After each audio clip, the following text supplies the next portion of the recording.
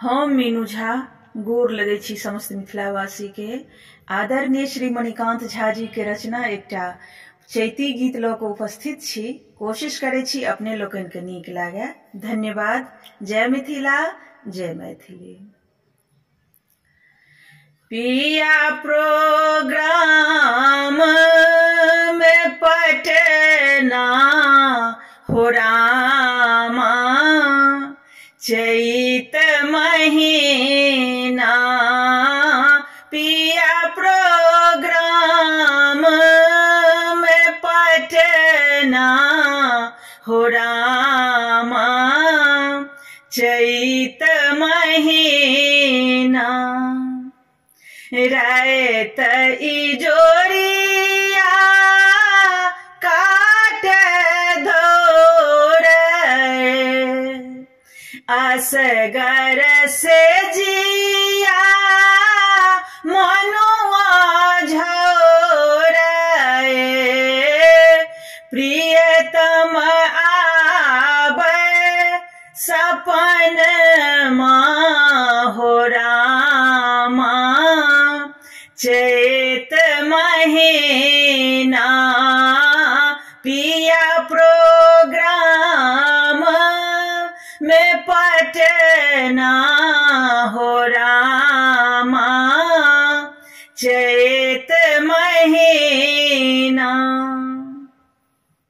उठी उठी बल बाट निहारे, रही रही देखिए फाक के बारे, अचके खाना की जाए कंगना हो रामा, चैत महीना पिया प्रोग्राम में पटना हो रामा, चैत महीना।